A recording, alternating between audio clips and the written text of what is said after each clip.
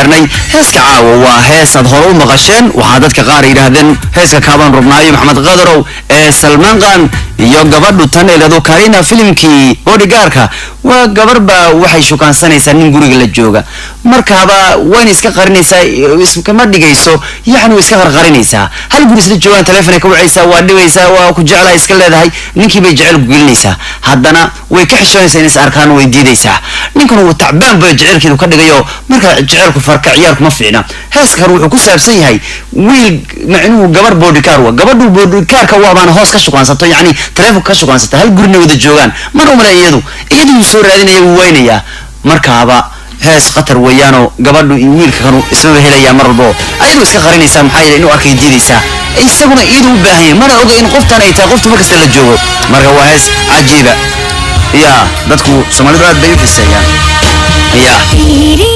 sheekada jacayl ee labadeena waa mid aad u adag bay leedahay sheekada waa zagaadura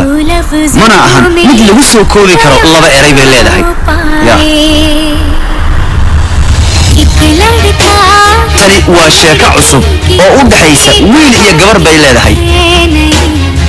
mana ahan mid lagu soo koobi karo laba eray sheeko dheer waa sheekada anaaba ka yaabay intii isra raadinayaanba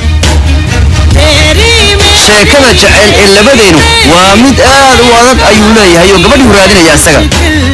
mana ahan mid lagu soo koobi karo laba eray buu leeyahay asagu gabadhu raadinaya mana oga gabadha guriga la joogtaba waana kala fogeynayaan xitaa haddii aan dadaal u samaynin isku soo dhawaana buu leeyahay sheekada jacayl ee labadeenu waa mid aad u adag mana ahan mid lagu soo koobi karo laba eray ayuu leeyahay Salman ya haddaan isku soo dhawaan lahayn xataa waana si kala fogeynayaan buu leeyahay ya marka waxa weeyaan hees jacayl weeyaano marka jacaylku ma galan baadheel iyo baashaal ma galan qalbigu ku jeclaanaya qofkan in la dhigo ma सारा दिन बीत जाए waka सारी रात जगाए ya maalinta waa gudubtay habeenka oo dhan waa soo jeeda ma seexdo ka fikirkaaga ayaa nasini idida habeen iyo maalin buu leeyahay kala fogaanshu waa uu dhamaan doona buu leeyahay ee ka dhex jir labadeena waa kala fogayaan isma arkaan si isku arkaan laakiin asaga wali inuu arko qofta taa ya